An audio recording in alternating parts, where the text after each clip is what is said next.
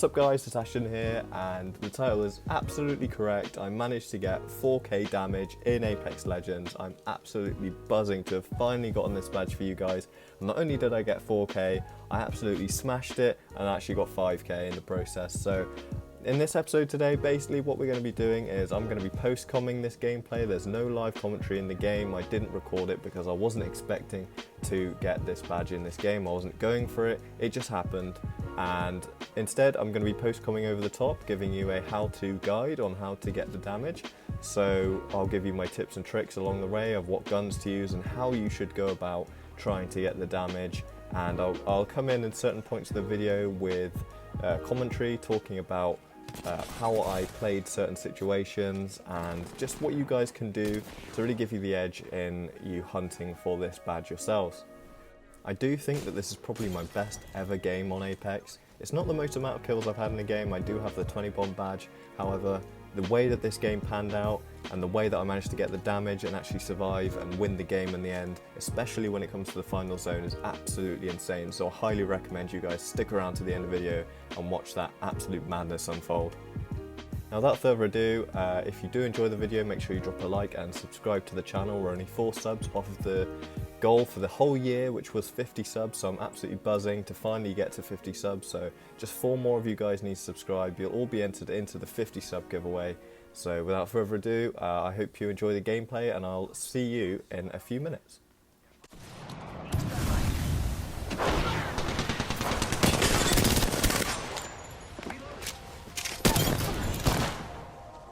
We just eliminated the whole squad. Exciting.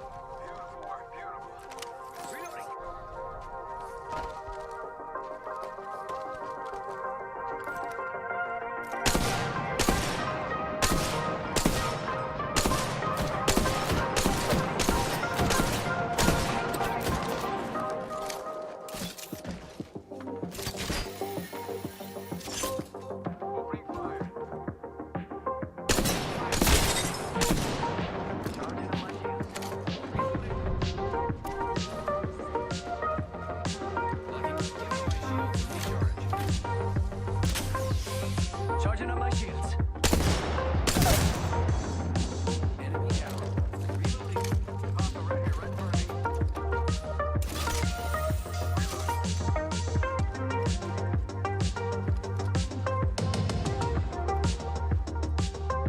On trouble here. No bamboozle. Someone else is over there. Reloading.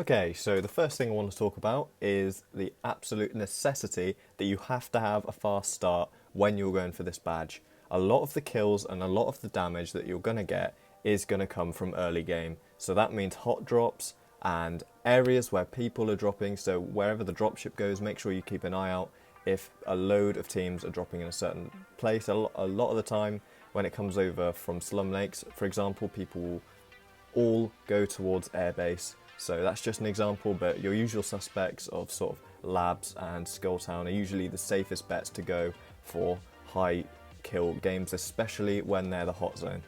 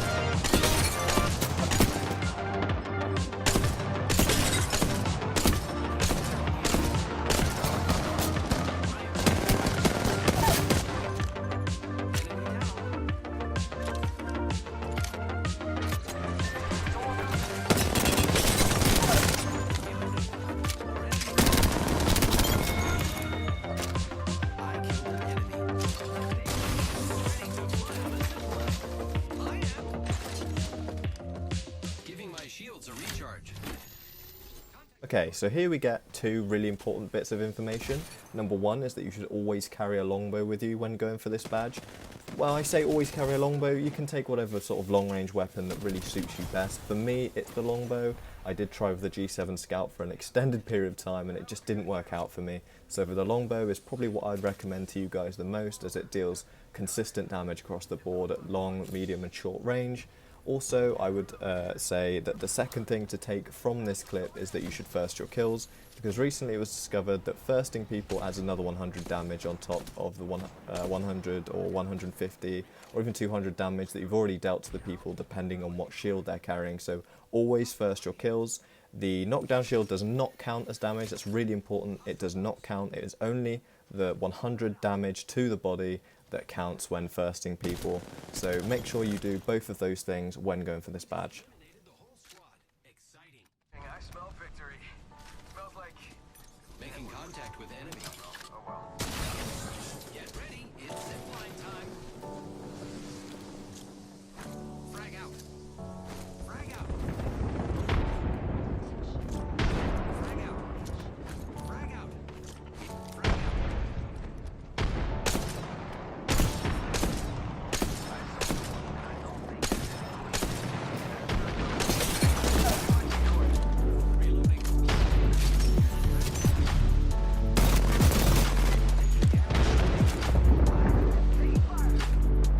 in. I'm down. Grenade.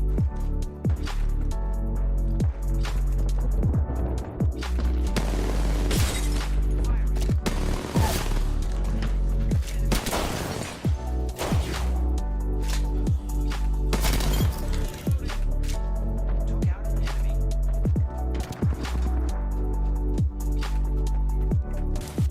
Here I go. Giving my shields a recharge. The enemy.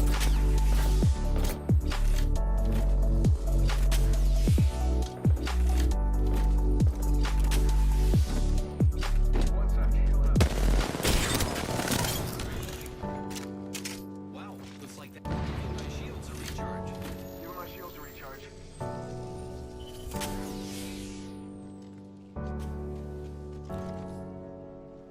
So a lot of action happening just there, and the thing I want to point out here is that you don't really see too much help from my teammates.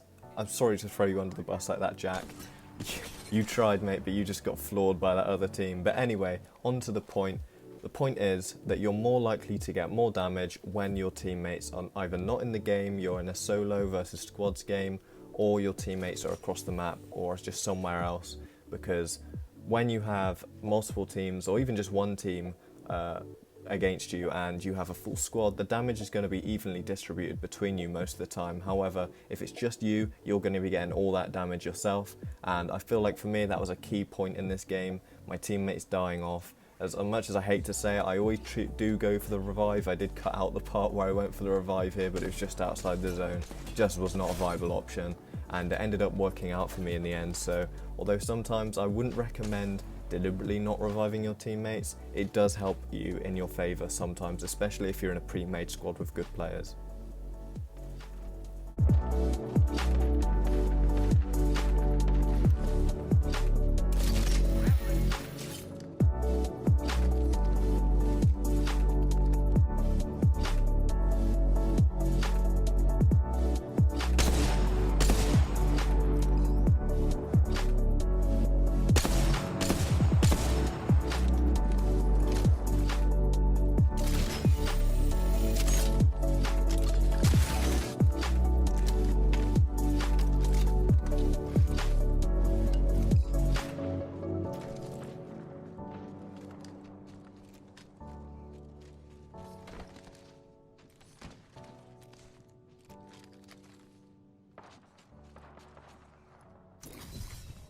Last but not least, guys, before we get into this insane final zone, I have my last two pieces of advice for you.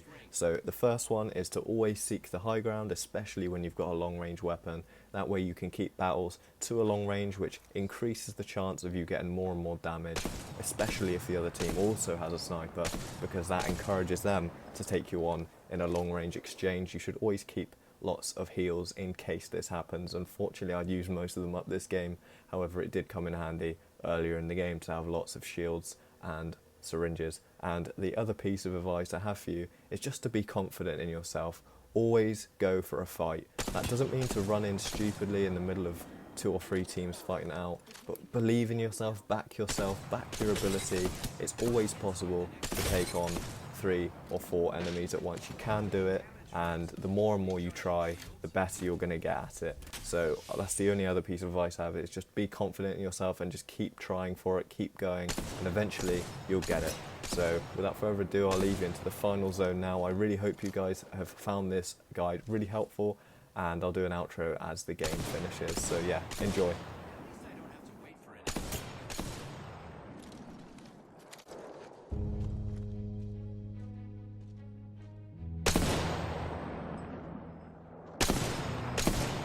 45 seconds until ring close. It's near.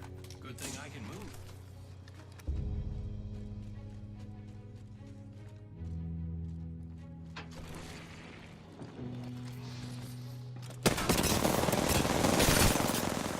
Seconds. That's half a minute.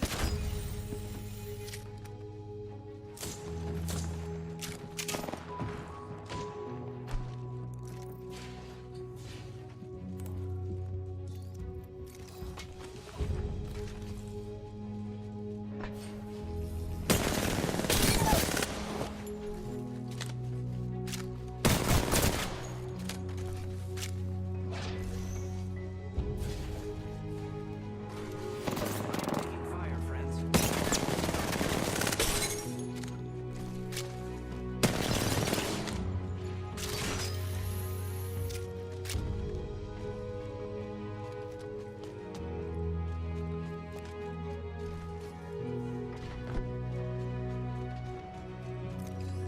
Using grapple.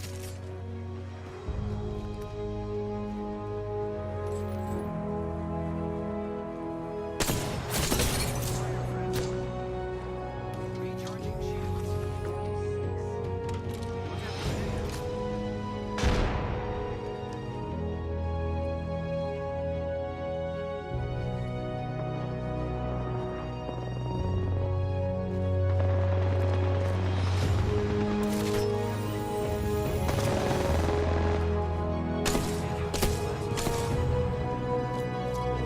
Frag out. Shields are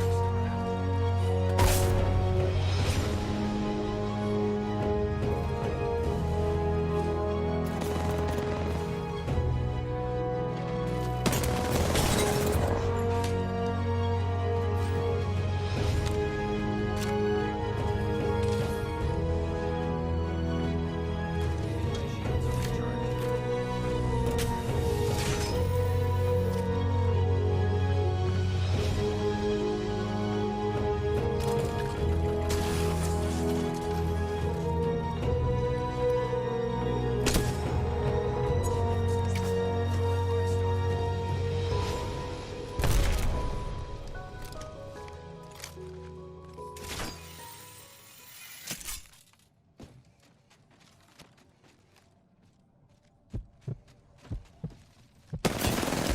Shooting at me.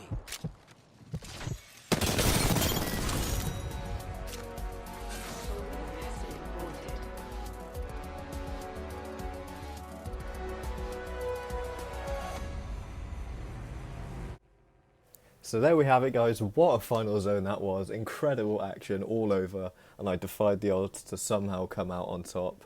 Absolutely crazy, crazy final zone. But as you can see here, do we get 5k? Just about, not really, kind of like 15 damage in it. I'm going to say 5k just for the Type 1 thumbnail. Come on, you can allow me that 15 damage. But anyway, I hope you guys have found this guide enjoyable and helpful to you. Make sure you smash subscribe and smash like if you have enjoyed and liked the video. And I'll see you guys in the next one.